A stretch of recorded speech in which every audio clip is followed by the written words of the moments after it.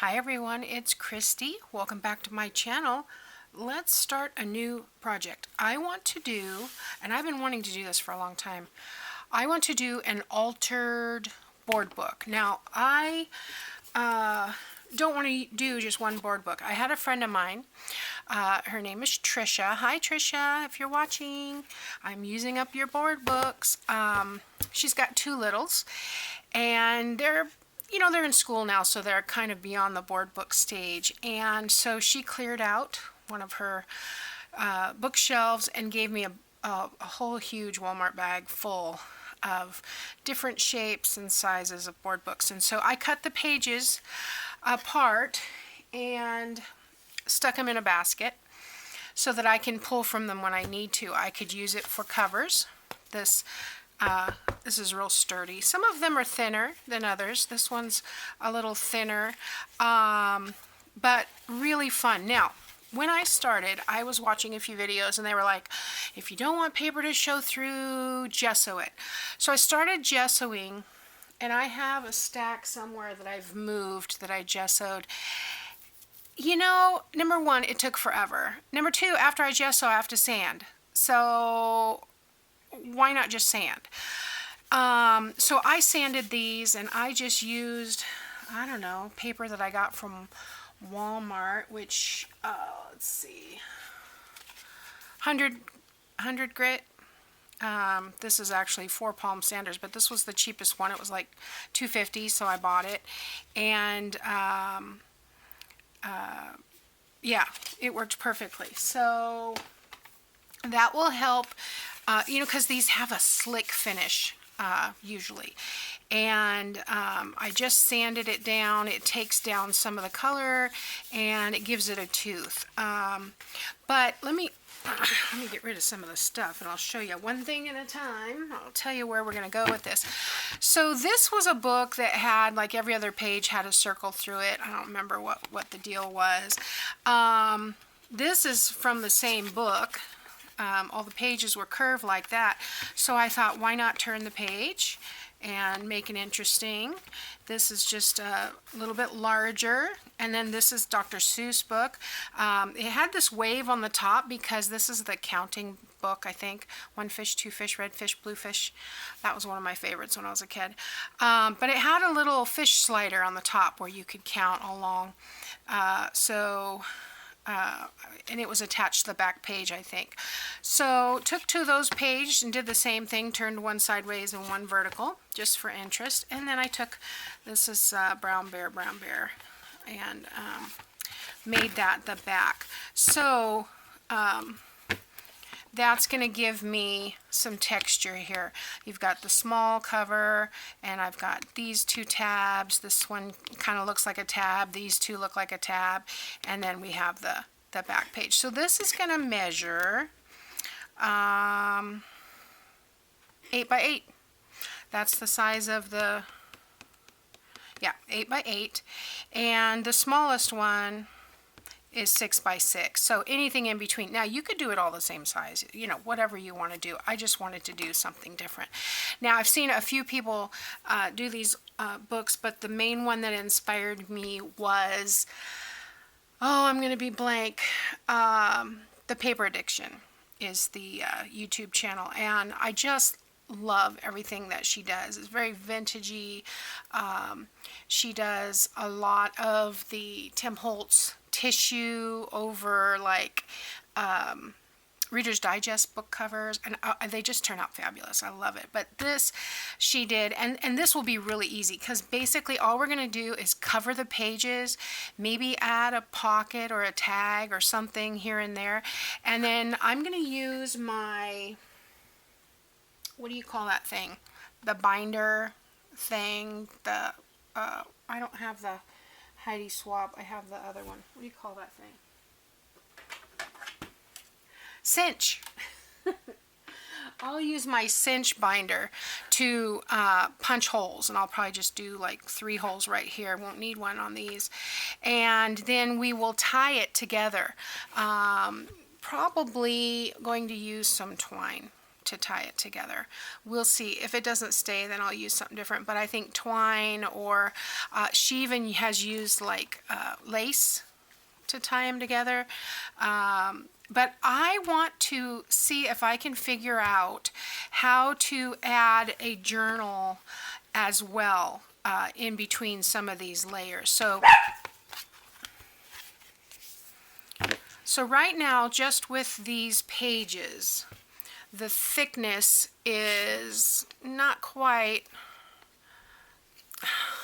get the ruler right, not quite a half an inch, so it's 3/8 of an inch thick.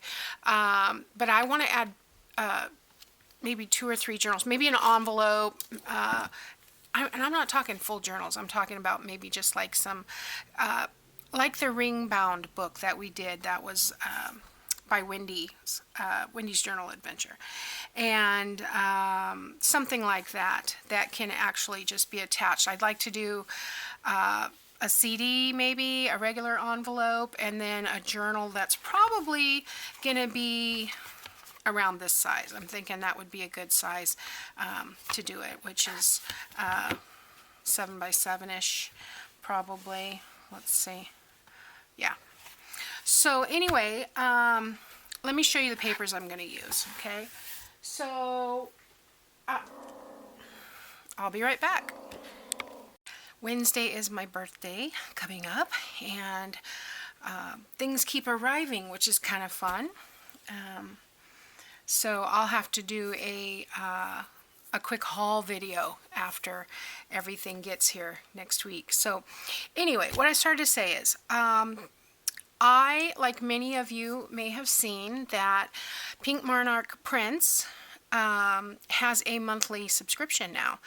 So I promptly signed up. She had a coupon to get $3 off the first month. And I signed up because I don't want to miss anything. I love her designs.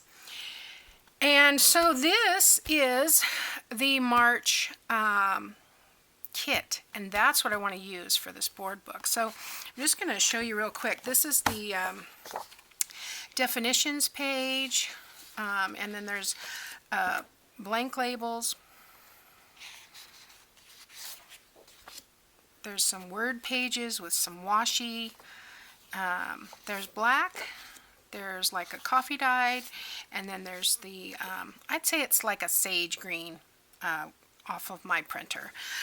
My printer doesn't always print out, well, as most don't. The colors that are on my laptop are completely different than what I get.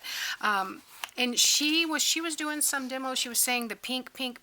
Mine didn't have pink background. Mine is very neutral, very coffee warm brown tones and off-white creams, and but they look beautiful no matter what. Every printer is going to be different. Every monitor is going to be different, so there's no way that you can control that. But this pig is the cutest thing I have ever seen. I just adore him. And yeah, so the fussy cuts here. The only thing that's missing is a cow. And I know cows probably aren't Eastery, but I'm a cow lover. So yeah, here's some ephemera. This is the ephemera pack. And cute. So this is the Easter set for the March. These are the same, only half size cutouts, and then there's a sheet of tags. No, I didn't put the paper clip on. 1, 2, 3, 4, 5. All the words were together. I try to keep them separate so I can find them. And then this was the ephemera set, and I need to cut those. I'm going to see if I can cut them on my Scan and Cut, my brother's Scan and Cut, because I played around with it and got the settings, and last time I did, the problem is I don't have anywhere in my studio to do it. I have to take it in the dining room. So, okay, and then these are some little collage tags, which are fun, and I think her daughter possibly did a tutorial on how to make a book out of these, a little accordion book, which was really fun. I did go ahead and print on the back of everything. And I'll tell you why I did that. 2 reasons. Number one, if I have a piece of ephemera that I just want to tuck in a pocket, I really like it to have that back on it. I did not print on the back of the words because I always usually, I'd say 99.9% of the time I glue the words down. I don't stick those in a pocket. But yeah, stuff like this that I want to be able to possibly write on the back, or even not. I'd rather have it that way than have to ink everything. So here's some more ephemera. So fun. I love these birds. So cool. This is a very, very generous, I believe there were 47 pages. And I don't remember the cost, but I think it's under $10. And for $10 a month to get 47 designs, that's really cool. So these are stacking pockets. I know she did a video on that. And so I'm so excited to use these. And I think I started to say there were 2 reasons that I coffee dye or printed on the back. The first one was so that I could write on the back and not have to ink. The second one is when I'm covering up these pages, if I have a design on the back, it's going to be have to go through the first design, the bottom design, and then this design. So I don't think these are going to show through so much. Now I did print on a not so thick paper. I used to use 34 pound, haven't been able to get it, so I've been printing on 24 pound. So hopefully it'll be fine. This I believe is super simple. Did I write it on there? I did not. This might be the super simple freebie. I think this was the freebie. Yeah. I try to write on there so I know where to go look for it on my laptop if I need to reprint or something. And then these are, yes, okay, so this, it came with super simples and then it came with a super simple freebie. So these are the super simples that came with it. And, you know, these are similar to the ones that she's done before, but they match this collection. So I love this paper. So fun, and more words and tickets. And then I love that she does the I can't remember what that's called, but the outline around the fussy cuts. And so these are the pages, and I did print both sides of these. But like I said, if I have this on here, it's got this design, but it's also got the dark on the back, and so you can't really see unless you can through the light. I can't, and even with the darker red one, I can't see through it. So I think it's going to be fine for that. So, and then she has 13, 14 pages that can be used for journaling, or there's some vertical, some horizontal, but then she also has the 3 additional backgrounds. So it might be 11 papers and then 3 backgrounds for a total of 14. I'm not quite sure, but yeah, very cool. And see, none of this is pink. None of this for me is pink. This is kind of a peachy rose color, but not quite pink. It's more on the orange side for me. More of that vintage photo kind of color with a little bit of pink, peach, orange. I know, I don't like orange, but I do like peach. In fact, one of my kits, one of my digital kits is peach colored. In fact, I need to revisit that. I haven't used that for a while, and I need to revisit that. So that's what we're going to do that's what we're going to use for this. Now, granted, I'm going to be able to make another project with this because this is not going to use all 47 pages. But I love that. And sneak peek of some of my birthday stuff. I got these new 12 by 12 folders for my shelf so that I can try to organize some of my paper collections. And most of the stuff I buy is 12 by 12, but if I have stuff printed out, I mean, look, that's 47 pages, so this holds nicely without ruining the paper, okay? And I've got paper clips on it. It'll hold 50 pages, which is quite nice. So I will just use that for holding on to stuff while we work on it. Okay, so yeah, so what I'm going to do is I'm going to start by covering these things, and I think I'll start in the back, and I am not going to think too hard about it. Let me pull those papers back. I don't want to think too hard about it because then it's not fun, and I'm going to use Mod Podge for this if I can get it open, because see, the last couple times I was lazy and didn't wipe the rim, and that's what causes problems. So let's put, probably need more than that. I don't want too much because then my paper will wrinkle, because Mod Podge is water-based. But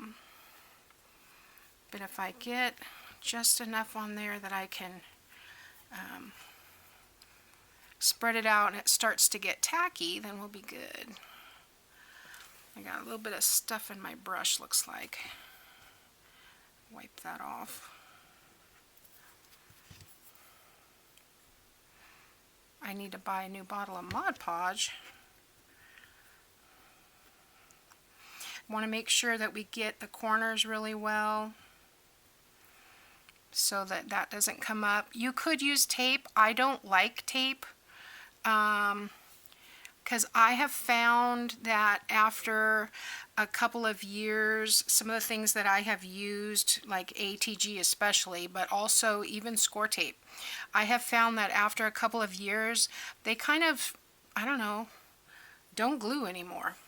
Either that or they will be tacky after you want to put something in a pocket. Okay, so I want to turn this way. And I'm going to use this one, and I'm going to go ahead and line it up, less cutting. Line that up right there.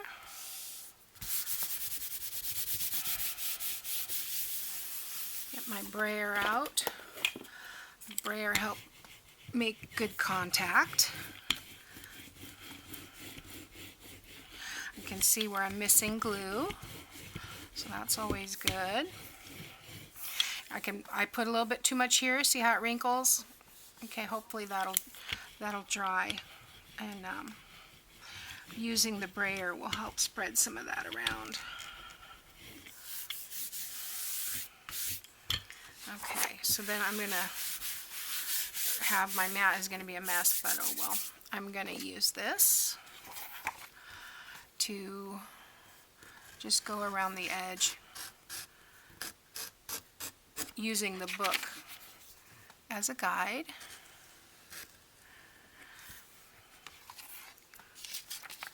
And then whatever is still there, you know, if there's anything hanging over that we didn't get, then we'll just use a nail file. Okay, so I think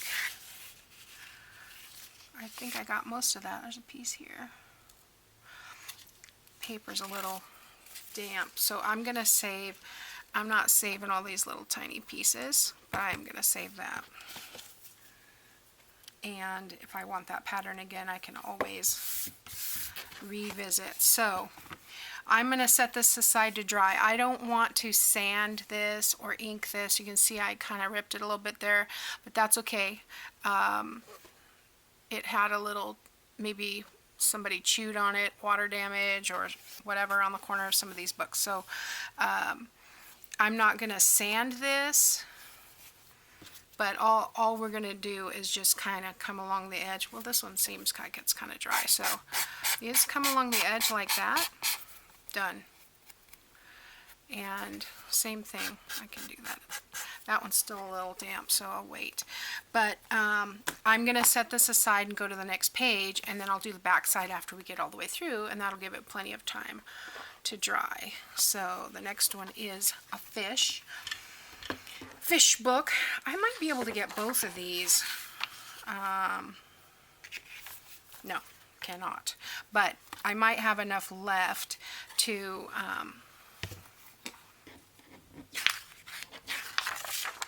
actually do a smaller piece. So we don't want to waste any. Use up. Okay, I got way too much glue, so I'm going to put some of it back.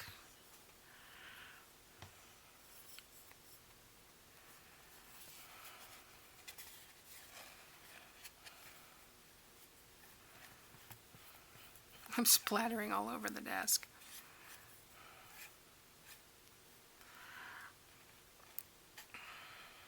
It's easier when you get to these smaller pages that you can hold in one hand.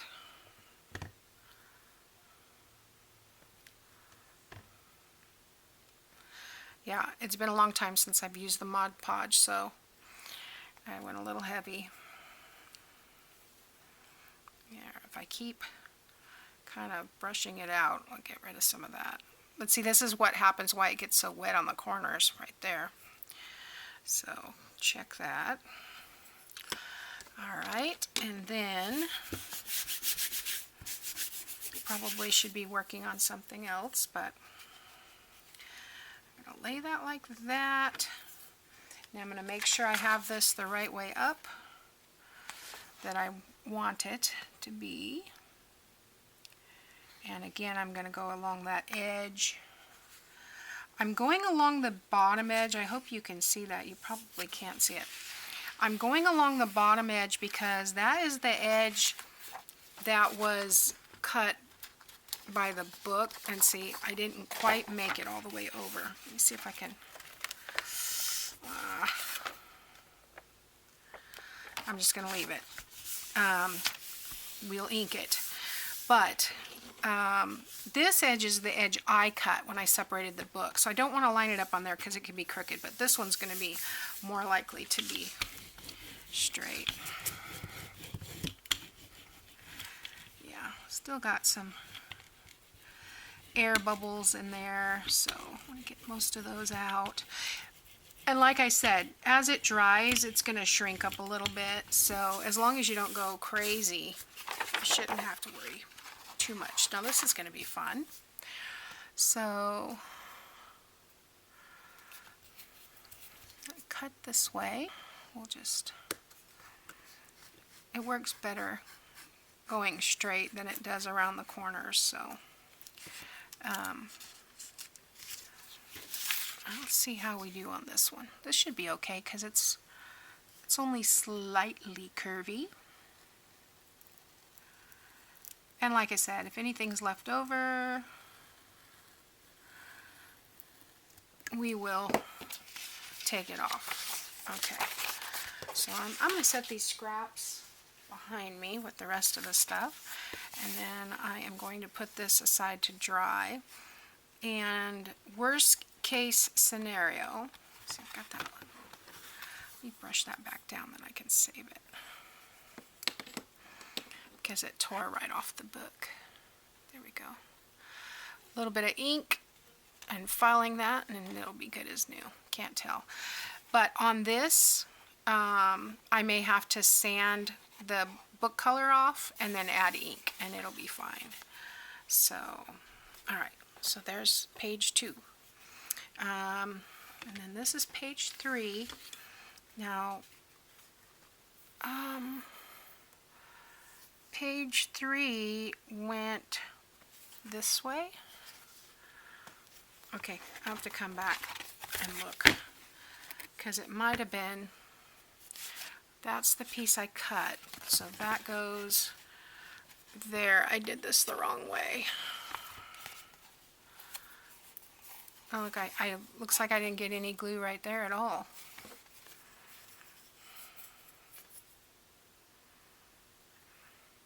When you miss a whole section. Okay.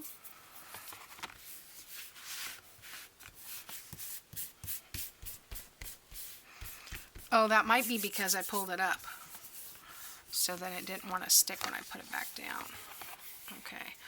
So this was the piece that actually stood up, but it goes this way. No? Yes. And then this. Okay. So I did the back side on that one. But that's okay. It doesn't really matter. All right. So I'll stick them back in here as I go so I can remember what I'm doing. Okay, let's do this one. And I'm going to use this page. I'm just going to go in order of the way I have them stacked here. So, and then I'm going to go ahead and do this, and I'll fast forward.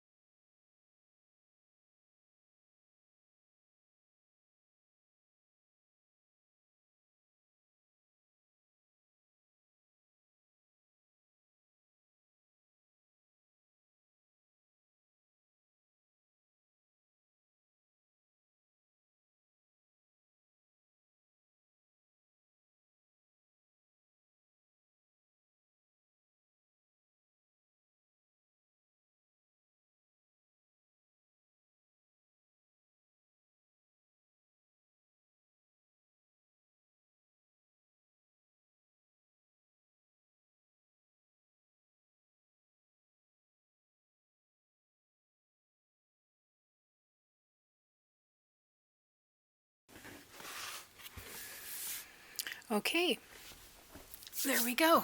I'll do a little flip through here. They're a little wonky, you can see. They're not laying flat, so I want to let them completely dry, and I'm going to put some heavy books on top of them until they do.